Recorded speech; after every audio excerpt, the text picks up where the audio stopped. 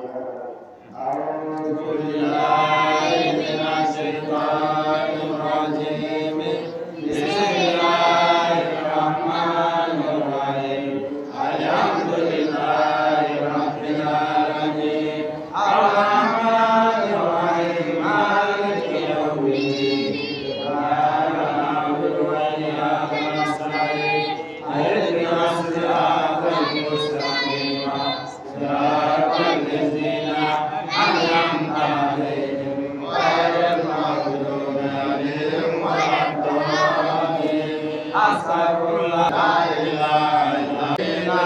siratal mustaqim wa ala alihi qadra Allahumma shalli ala sayyidina Muhammadin siratal mustaqim wa ala alihi qadra Allahumma shalli ala sayyidina Muhammadin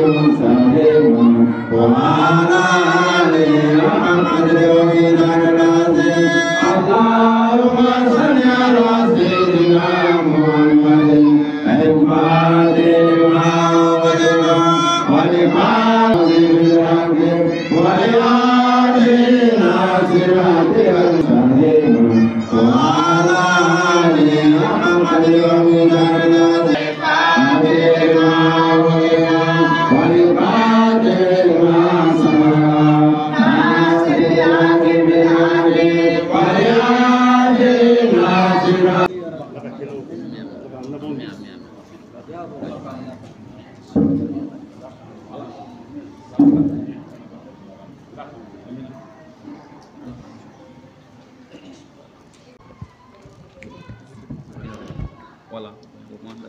tiens ala ko le hale o kɛra lahalaya fɛn o fɛn ye juguman wali ɲuman an bɛ ala fo ka ala barika da an bɛ nɛmɛ ɲini zamzami y'o fɛ ala kira muhamadu sallallahu alaihi wasallam ala kira min n'ale ka fisa danfɛn bɛɛ lajɛlen ye an b'a ɲini ala fɛ ala k'an don alijinɛ la ala kira hɔrɔma kama o tɛmɛnen kɔfɛ an ye ala weleli kɛ sisan an b'a ɲini ala fɛ ala k'a kɛ dugawu jaabi ye hami bɛ maa o maa ka zaabiya in kɔnɔ an b'a ɲini ala fɛ ala ka hami ban d'an ma ci b'a bonya kama sɔli ala nabi n bɛ ala fo an sɔn min tun bɛ filimɛliw kɛ depuis seko bɛ yan waati min rabi dɔ la bi a kan a tun b'u ka duba la yirimajɔ a ka kalan kun ma ban hakili la a tun bɛ ka kalan de continue donc o hukumu kɔnɔ ci sera an yɛrɛw ma donc an b'a fɔ an balima n'an limaniyaw bɛɛ ye bɛɛ lajɛlen ka dugawu kɛ maa o maa bɛ zaviya in kɔnɔ mɔgɔ si kana jɔ i yɛrɛ la maa si ka dugawu tɛ yan k'a bɛ bi o kama dɔ bɛ an kelen-kelenna bɛɛ lajɛlen ni ala cɛ o bɛɛ bɛ ala ye i ka yecogo la k'a sɔrɔ maaw ka ala yecogo tɛ kelen ye ala bɛ ye dɛrɛ mɛ n'an k'an jɔ ka ala filɛ o de fɛn tɛ sinon bɛɛ bɛ ala ye limaniya dɔ de ye an bɛɛ se yan wa maaw ka limaniya tɛ kelen ye e dara a la k'a fɔ an bɛ san bɛ kun o ye se yan dɔ y'i kunkɔrɔ ta ka sankolo de filɛ k'a ye danfɛn tɛ se ka nin da o y'o limaniya la o nana dɔ ye dugukolo belebeleba in filɛ k'a ye ni dugukolo min filɛ nin ye nansara tɛ se ka nin dilan o limaniya y'a to o nana zaviya kɔnɔ samiyɛ mana se dɔ bɛ san fini lajɛ k'a ye ji bɛ ka bɔ ni finman na ka jigin fiɲɛw bɛ ka ci nka ji min bɛ ka jigin hadamadenw yɛrɛ sago don o kama dɔ bɛ limaniya ka na zaviya kɔnɔ o maa si ni si ka limaniya tɛ kelen ye o kama an bɛɛ ka ala dɔn cogo o de ye an se yan wa an bɛ ala kɛtɛ min bato o kama silamɛya ni tɔn si tɛ kelen ye silamɛya ni taabolo si tɛ kelen ye bari tile kɔnɔ ka taa su la an bɛ réunion 5 de kɛ hakili la o réunion 5 in maa kelen bɛ bila ɲɛfɛ wa bɛɛ lajɛlen b'ale kumakan lamɛn n'a tigi y'a biri an b'an biri n'a y'i sigi an b'an sigi n'a wulila k'i jɔ an bɛ wuli k'an jɔ o ye bɛn de ye mɛ fɛn kelen min yɛrɛ bɛ yen n'a bɛ ka silamɛya sɛgɛn kosɛbɛ o de ye kɔnɔnamɔgɔya ye kɔnɔnamɔgɔya hasidiya ma ɲi dɛ o bɛ jɛkulu la o jɛkulu tɛ taa ɲɛ n'o tɛ an ka silamɛya ye a ka di kojugu kana i ɲɛ bɛ taabolo fɛn o fɛn la nin ye silamɛya ka di ni nin bɛɛ ye bari hadamaden an bɛ ɲɛnamaya la mɛ an si tɛna to yen an bɛɛ bɛ na sa n'i ye hadamaden laban lajɛ silamɛw bolo ka hadamaden laban lajɛ taabolo wɛrɛ maaw bolo i bɛ da la k'a fɔ ala ye masa ye silamɛya kɛlen don ka valeur min don su la ani diinɛ wɛrɛ maaw kɛlen don ka su kɛ cogo min n'i y'a lajɛ a b'i da ala ko la o kama maa minnu b'a fɔ k'a fɔ n'i ka maa sara o y'a bannen i kana dugawu kɛ kana foyi kɛ saya ma s'u ma dɛ sɔ saya ma s'u ma fɔlɔ mɛ an bɛɛ bɛ ka fɛn dɔ de makɔnɔ yan an ka cɛkɔrɔba 2 bɔra yan sisan olu b'an kɔrɔ dugu in na yan hakili la ninnu de don u b'an kɔrɔ yan maaba dɔ de dalen bɛ ninnu kɔrɔ yan mɛ bɛɛ t'a dɔn dɛ ala ka jɔnba walijuba dɔ o de kaburu filɛ ani kɔrɔn cɛ yan mɛ bɛɛ t'a dɔn o kama maaɲumanya tɛ nkalon ye wa bɛɛ n'i ka maaɲumanya cogo don maaw ta tɛ kelen ye maa dɔ sara ka fɛn dɔ to a ni ala cɛ mɛ a ye sɛgɛn bɛɛ kɛ ka sa a bɛ sa tuma min mɔgɔ yɛrɛ t'a dɔn ko maa sara mɛ ka t'i sigi o kaburu la dɔrɔn ala hinɛ i ka jɔn kɛ karisa la i ka yafa ma ala ni hami bɛ ne la dɛ n nana ni ala wele min kɛ karisa ye a kɛ o bonya kama ne ala yɛrɛ ka layidu bonya kama i ka nin kɛ n ye i bɛ taa ala y'o ko dilan o jɔn baden de bɛ an bolo kaburu kɔnɔ n'u fililen don ni maaw ɲinɛ b'u kɔ tumana min na ala ka jɔnba dɔ tun bɛ yen a taara basurakaw ma mɛ a taara sɔrɔ jiko gɛlɛya de bɛ basura a taara u y'a ɲininka k'a fɔ n balimakɛ i tɛ ɲɛ an ma wa ala ko anw ma ko a ko a ye ne ala wele n bɛ aw jaabi ala y'o fɔ an ye kuranɛ kɔnɔ a ko nka nin y'a san yirika de anw bɛ ka ala wele jiko b'anw ka dugu in na yan an tɛ ka san sɔrɔ dɛ a ko yala i tɛ ala ɲininka n'a ko bɛ cogo min i k'an bilasira komi aw ye maabaw ye o kɛra tumana min na walijukɛ in y'u jaabi a ko aw dusukun sara de ni koɲɛ tan ye koɲɛ tan bɛ yen aw dusukun sara n'o ye a ko koɲɛ tan in kama ala tɛ ka sɔn k'aw ka dugawu jaabi n'i y'o koɲɛ tan in lajɛ a koɲɛ tanna la a nana fɔ a ko a ka su kumana min na n'a y'u don kaburu kɔnɔ an ma sɔn ka taa dugawu k'u ye an ma sɔn ka taa b'u ye an ma dugawu kɛ Ala subhanahu wa taala a y'u bila nɛɛma min na an ma se ka dugawu k'aw yɛrɛ ye n'aw sara ka taa nɛɛma sɔrɔ yen a k'aw ɲinali min kɛra a ka su o kama Ala fana tɛ ka sɔn ka hɛrɛ d'an ma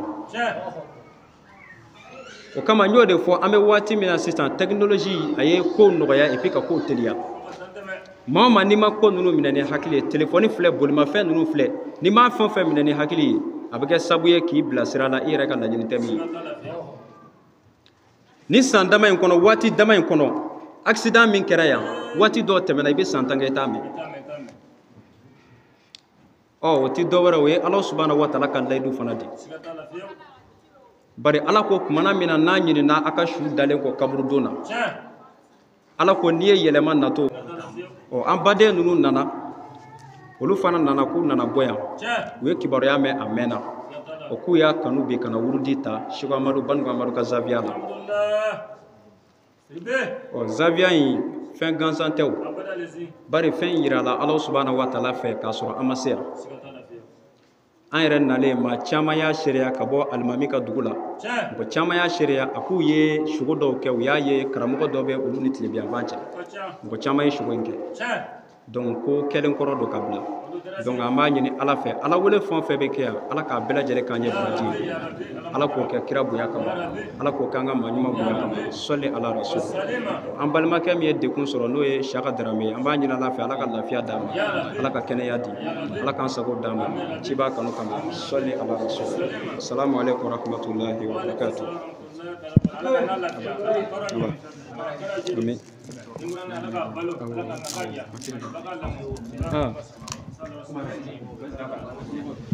amina ya rabbi Ala ka dugawu minɛ amina rabbi an ka seko n'o ye Sheikh Musa Siribe Banigo Musa Sukoga ani Malefiya Tana mun dɔgɔya kumana nin ko ka maaw hakili lajigi bɛ maa bɛɛ lajɛlen waju maa min ye maa kunnanji ye nka ko maa bɛ yɔrɔ ma janya ka bɔ a ma maa min ni ale kunnagoyara amina ya rabbi o la bana bɛɛ la dɔ wɛrɛ tɛ koyi kuma minnu bɛ fɔ ladilikan minnu bɛ fɔ minnu ye kalan kɛ minnu y'a dɔn Ala ye dɔnni kalifa minnu na olu bɛ min fɔ u ye ka o lamɛn aw minnu ni Ala m'aw garisɛgɛ kɛ kalan ye ka taa baara kɛ ni o ye nka min kɛlen don k'an ka ko tiɲɛ bi setigiw de ka kumakan bɛɛ labato bi n'olu ye kuma fɔ dɔrɔn o de bɛ labato k'a sɔrɔ ko in tɛ o ye ko in ye min ye min bɛ k'a f'i ye o lajɛ o ye tiɲɛ ye ou bien nkalon don ni tiɲɛ don a minɛ hali ni tama t'a tigi kun a minɛ n'i y'a minɛ i b'a minɛ i yɛrɛ de o la an b'a ɲini Ala fɛ an ka seko Ala ka sijan ni kɛnɛya Ala k'o d'an ma an ka sekoba n'o yɛrɛ ye Sheikh Amadu ye Banigo Amadu Sukoga ani Malefiya Tana mun dɔgɔla farada sabu ɲuman an b'a ɲini Ala fɛ Ala k'a dayɔrɔ suma Ala ka saya k'a ma lafiya ye jɔn tɛ dun mɛn dɛ jɔn si tɛ dun mɛn ne da n'i kungo ko saya k'a ɲɛna ta wallahi ko saya bɛ bɔ ka na ko ka sugantili kɛ jɔn bɛ taa wallahi n'a sɔrɔ ko turu kun selen don Sheikh Amadu ma cɛ 1000 bɛ yan olu kun jɔlen don olu kun